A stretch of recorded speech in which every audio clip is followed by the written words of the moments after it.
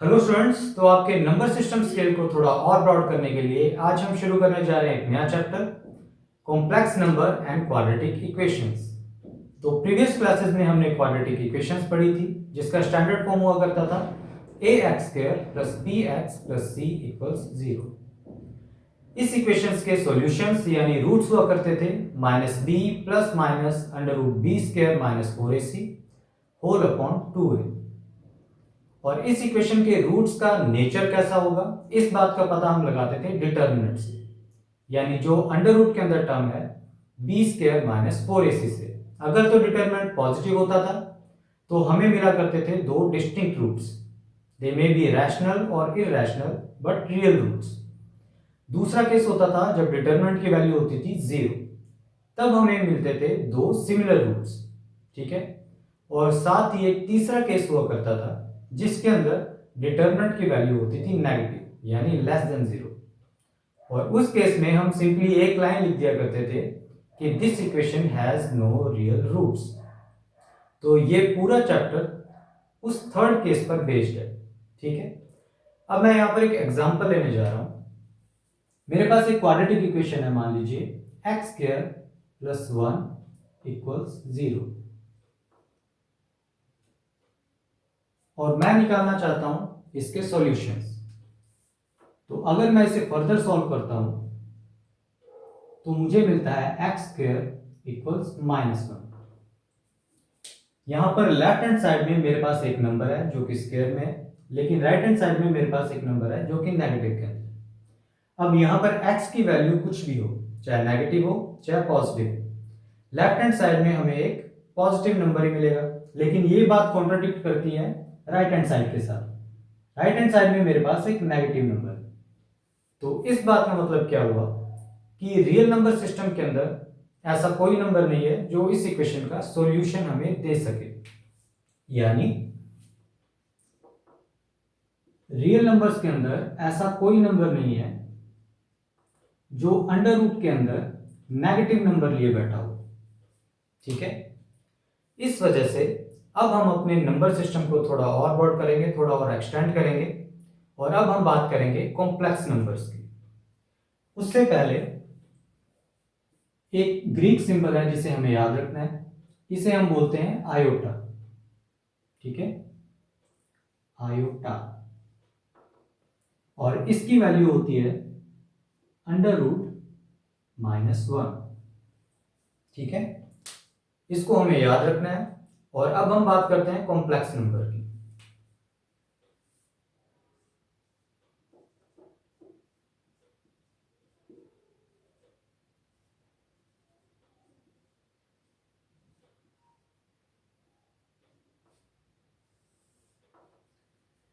तो any number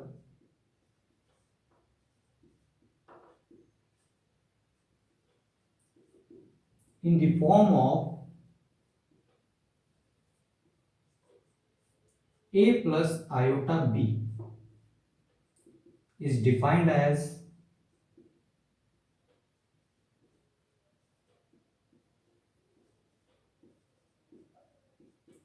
complex number. ठीक है। और यहां पर a और b दोनों रियल नंबर्स हैं। ठीक है। तो कोई भी नंबर जो a प्लस आयोटा b की फॉर्म में है उसे हम बोलते हैं कॉम्प्लेक्स नंबर्स, और जिसके अंदर a और b है ये दोनों रियल नंबर्स हैं।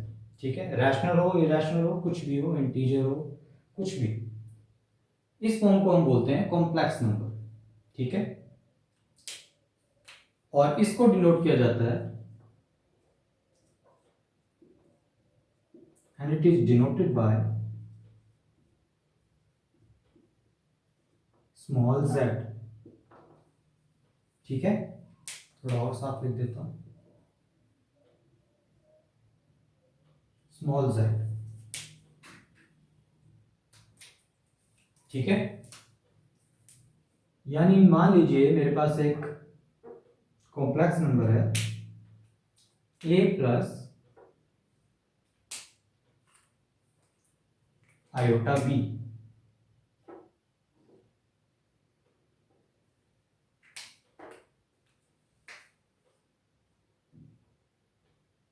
यहां लिख देता हूं z equals a plus iota b। तो इस कॉम्प्लेक्स नंबर का ये जो फ्रंटल पार्ट होता है ये, इसे हम बोलते हैं real part of complex number. ठीक है, इसे मैं लिखता हूं real part of complex number, real z। इसे इस तरह से डिनोट करते हैं जो कि बराबर है a के। ठीक है, और जो बचा हुआ पार्ट है यानी ये पार्ट, इस पार्ट को हम बोलते हैं इमेजिनरी पार्ट, और इसे डिनोट करते हैं हम इमेजिनरी z से।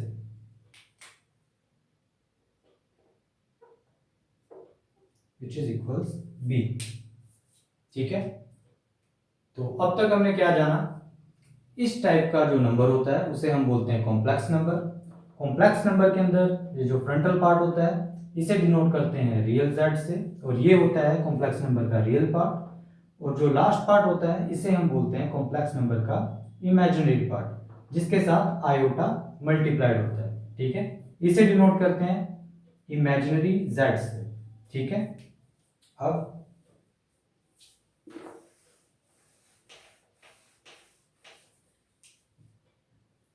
कोई दो कॉम्प्लेक्स नंबर इक्वल्स कब हो सकते हैं। ठीक है, मान लीजिए मेरे पास दो कॉम्प्लेक्स नंबर है, एक है a1 प्लस आयोटा b1, एक दूसरा कॉम्प्लेक्स नंबर है a2 प्लस आयोटा b2। ठीक है, तो ये दोनों कॉम्प्लेक्स नंबर इक्वल कब हो सकते हैं, अगर इनके रियल पार्ट्स आपस में इक्वल हो, यानी a1 इक्वल हो a2 के, और इमेजिनरी पार्ट यानी b1 इक्वल हो b2 के। ठीक है, तभी हम बोल सकते हैं कि ये दोनों कॉम्प्लेक्स नंबर इक्वल है। ठीक है, तो ये तो बात हुई कॉम्प्लेक्स नंबर की। अब हम बात करते हैं अलजेब्रा ऑफ कॉम्प्लेक्स नंबर। बिल्कुल रियल नंबर की तरह ही कॉम्प्लेक्स नंबर भी सभी अलजेब्रिक रूल्स फॉलो करते हैं। कुछ लिमिटेशंस हैं, उन्हें हम आगे देखेंगे। तो अब हम शुरू करते हैं एडिशन से। मैं इसे रब कर देता हूं।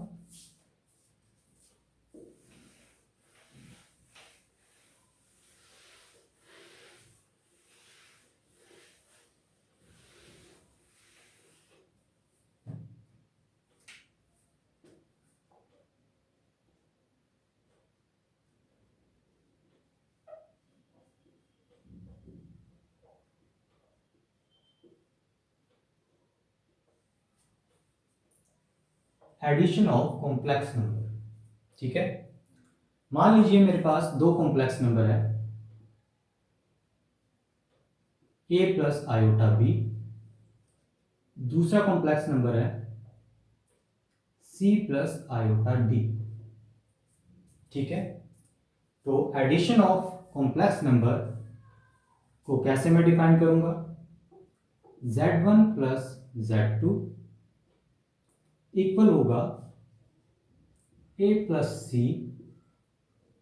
Plus iota b plus d के। ठीक है, यानी रियल पार्ट्स ऐड हो जाएंगे और इमेजिनरी पार्ट अलग से ऐड हो जाएंगे। ठीक है, एक एग्जांपल ले लेता हूं। मान लीजिए मेरे पास एक कॉम्प्लेक्स नंबर है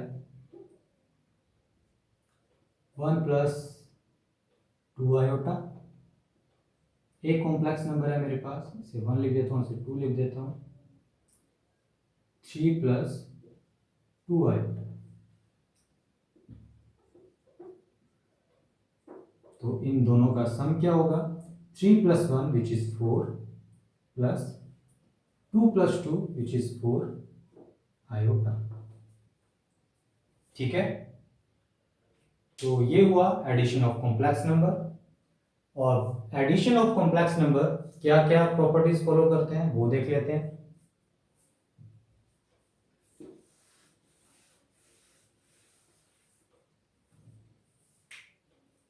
पहला, अगर मैं किन्हीं दो कॉम्प्लेक्स नंबर को ऐड करता हूं तो जो रिजल्टेंट कॉम्प्लेक्स नंबर जो रिजल्टेंट नंबर मुझे मिलता है वो भी एक कॉम्प्लेक्स नंबर होता है। ठीक है, जैसा भी मैंने एग्जांपल में देखा, एडिशन करने पर जो मुझे रिजल्ट में नंबर मिला वो भी एक कॉम्प्लेक्स नंबर था। ठीक है, इसे हम बोलते हैं क्लोजर लॉ।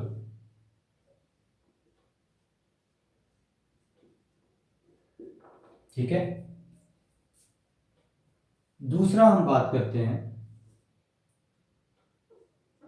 किन्हीं दो कॉम्प्लेक्स नंबर को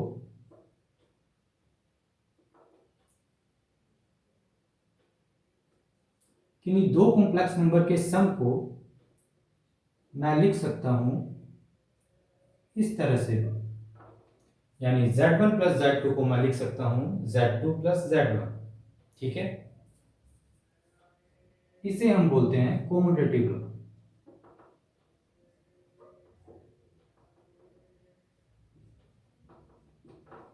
ठीक है, एडिशन यानी अगर इनके कॉम्प्लेक्स नंबर के प्लेसेस चेंज हो जाए तो जो रिजल्टेंट कॉम्प्लेक्स नंबर हमें मिलेगा उसके अंदर कोई डिफरेंस नहीं आएगा। ठीक है, अब देखते हैं थर्ड। अगर मेरे पास कोई तीन कॉम्प्लेक्स नंबर है,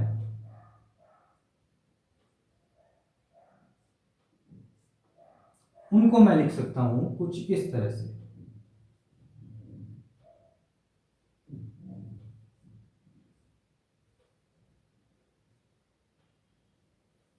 ठीक है, इसे हम बोलते हैं एसोसिएट करना, और ये इस लॉ को भी फॉलो करता है। तो हम ये बोलेंगे addition of complex number also follow associative law.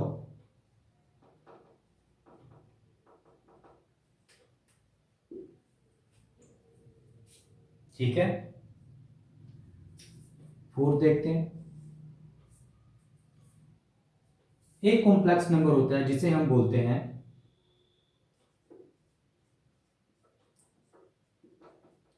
Additive identity.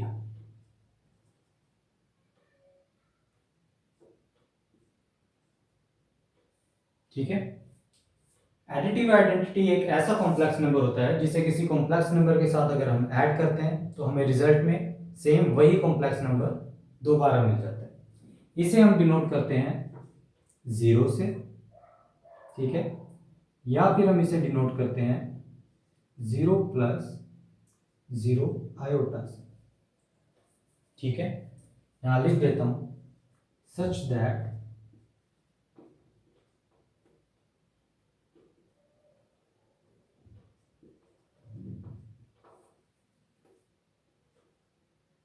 z plus zero gives us z।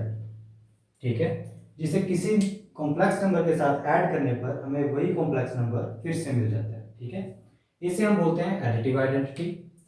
अब बात कर लेते हैं एडिटिव इनवर्स। एडिटिव इनवर्स, तो ये एक ऐसा कॉम्प्लेक्स नंबर होता है जिसे किसी कॉम्प्लेक्स नंबर के साथ ऐड करने पर हमें एक एडिटिव आइडेंटिटी मिलती है। ठीक है, इसे हम डिनोट करते हैं माइनस जेड से। ठीक है, यानी अगर मेरे पास कोई कॉम्प्लेक्स नंबर है, मान लीजिए ए प्लस आयोटा बी। ठीक है, तो इसका एडिटिव इनवर्स क्या होगा? वो होगा माइनस जेड, जो कि बराबर होगा माइनस ए माइनस आयोटा बी के। ठीक है, यहां लिख देता हूं such that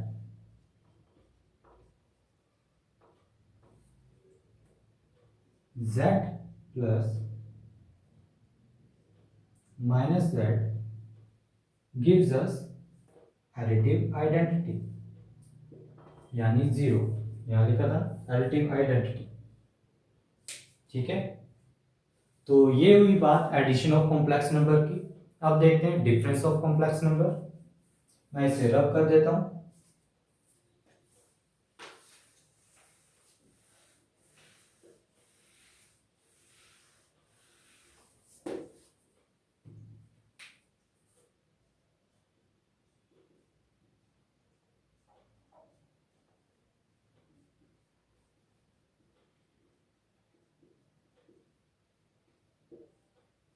difference of complex number, तो मान लीजिए मेरे पास दो कॉम्प्लेक्स नंबर है,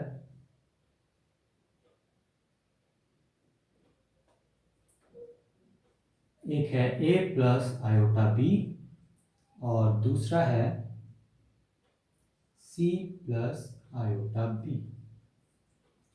तो difference of two complex number यानी z1 माइनस z2 को हम कैसे लिखेंगे, कैसे डिफाइन करेंगे? हम इसे लिख सकते हैं z1 plus minus of z2। ठीक है, तो हमें रिजल्ट में क्या मिलेगा, a minus C plus iota b minus D.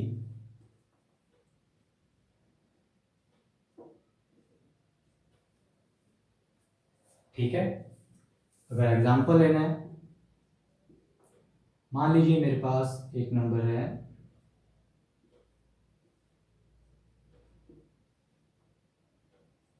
और एक कॉम्प्लेक्स नंबर मेरे पास है,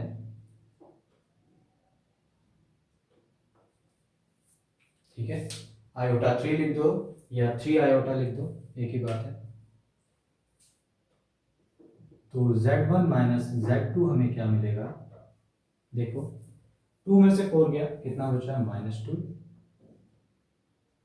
प्लस 3 में से 5 गया, कितना बचा, -2 आयोटा, यानी हमें कॉम्प्लेक्स नंबर मिला 2 माइनस -2 आयोटा। ठीक है, तो डिफरेंस ऑफ कॉम्प्लेक्स नंबर को कुछ इस तरह से डिफाइन कर सकते हैं। अब हम बात कर लेते हैं multiplication of two complex number.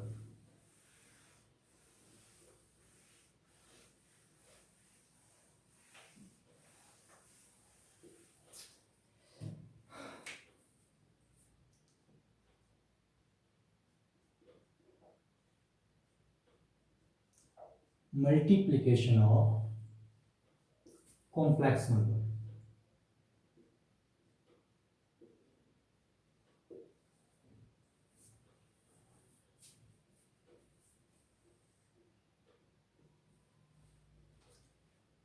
तो मल्टीप्लिकेशन को हम कैसे डिफाइन कर सकते हैं, मान लीजिए मेरे पास एक कॉम्प्लेक्स नंबर है a प्लस आयोटा b और एक दूसरा कॉम्प्लेक्स नंबर है c plus iota d।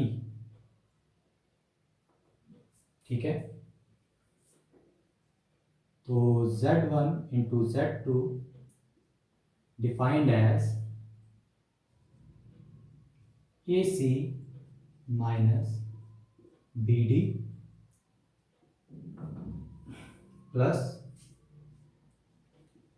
AD plus BC iota. ठीक है, ये हमें याद रखना है। ये कैसे हुआ देख लेते हैं। Z1 इंटू Z2 हमें करना था, यानी A प्लस आयोटा B को मल्टीप्लाई करना था हमें C प्लस आयोटा D से। ठीक है, तो सबसे पहले A को मल्टीप्लाई करेंगे हम दोनों तरफ, हमें मिलेगा AC प्लस आयोटा AD। ठीक है, उसके बाद आयोटा B को हम मल्टीप्लाई करेंगे, हमें मिलेगा iota BC plus iota square BD।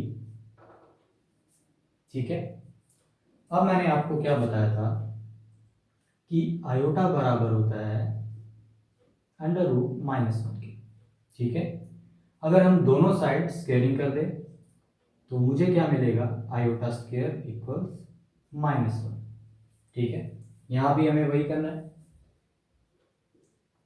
AC यहां पर BD के आगे है आयोटा स्क्वायर, इसका मतलब होता है -1, उसे मैं यहां लिख दूंगा BD। उसके बाद इन दोनों में आयोटा कॉमन है, तो आयोटा को मैं ले लूंगा कॉमन और मेरे पास बचेगा AD प्लस BC। ठीक है, सिमिलर टू दिस वन। तो किन्हीं दो कॉम्प्लेक्स नंबर को इस तरह से हम मल्टीप्लाई कर सकते हैं। अब मल्टीप्लिकेशन ऑफ कॉम्प्लेक्स नंबर की प्रॉपर्टीज देख लेते हैं। मैं इसे रब कर रहा हूं।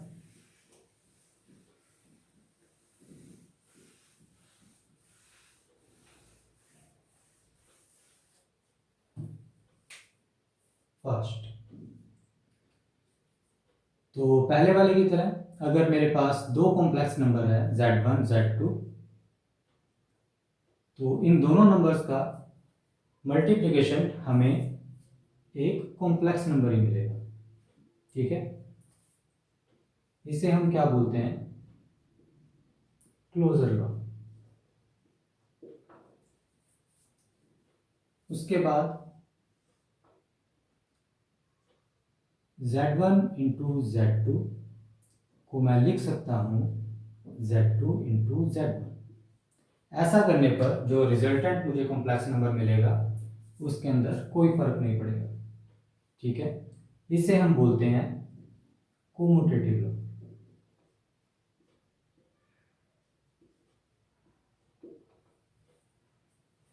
ठीक है, थर्ड देखते हैं। अगर मेरे पास कोई तीन कॉम्प्लेक्स नंबर है तो उन्हें मैं लिख सकता हूं कुछ इस तरह से भी।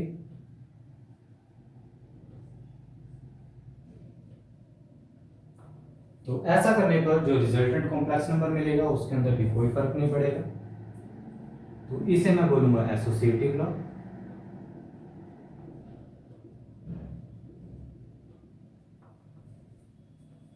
फोर्थ देख लेते हैं।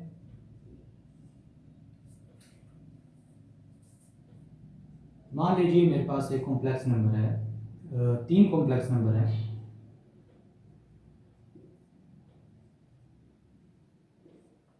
तो ऐसा करने पर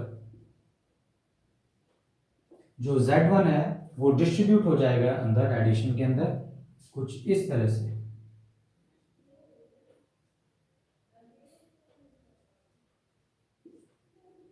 ठीक है, इसे हम बोलेंगे डिस्ट्रीब्यूटिव लॉ।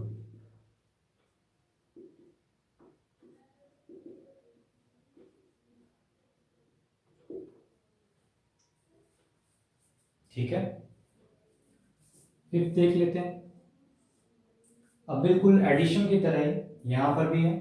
वहां पर होता था additive inverse, sorry additive identity, और यहां पर क्या है, मल्टीप्लिकेटिव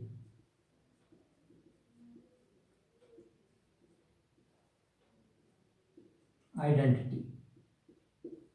ठीक है, यानी एक ऐसा कॉम्प्लेक्स नंबर जिसे हम किसी कॉम्प्लेक्स नंबर के साथ मल्टीप्लाई करते हैं तो हमें वो कॉम्प्लेक्स नंबर वैसा का वैसा ही मिल जाता है। इसे हम डिनोट करते हैं 1 से,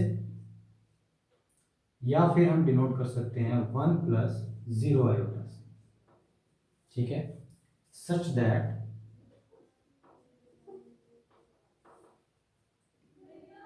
z into 1 gives us z। ठीक है,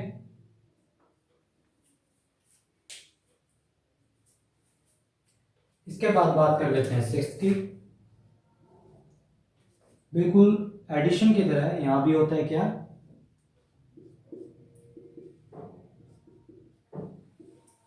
मल्टीप्लिकेटिव इनवर्स।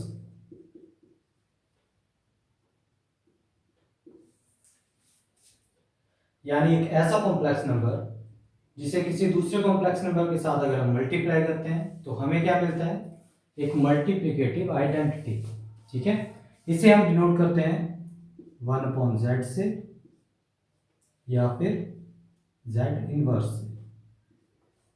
ठीक है, यानी अगर मेरे पास कोई कॉम्प्लेक्स नंबर है a प्लस आयोटा b, ठीक है, this is must that a and b must not equals to 0। ठीक है, क्योंकि हम इनवर्स की बात करने वाले हैं। तो z इनवर्स क्या होगा इस कॉम्प्लेक्स नंबर के लिए, a upon a square plus b square minus iota b upon a square plus b square. ठीक है, such that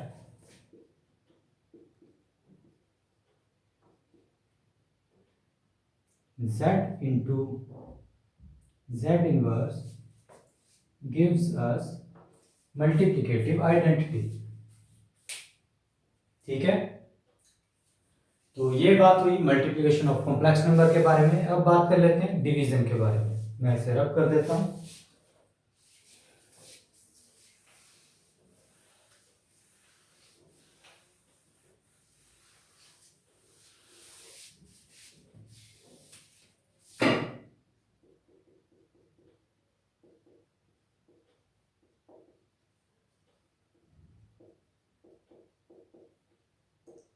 division in complex numbers.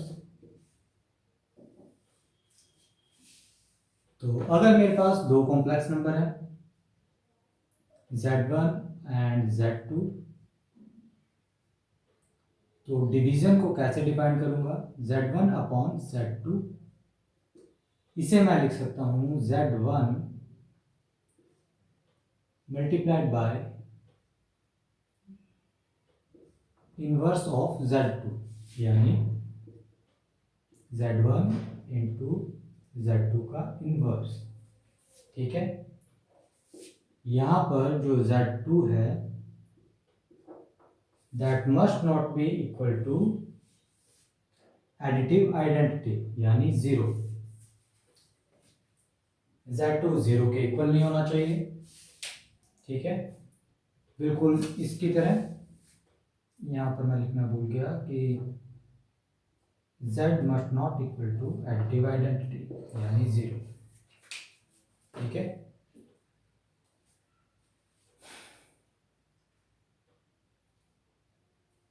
तो ये हुई डिवीजन इन कॉम्प्लेक्स नंबर।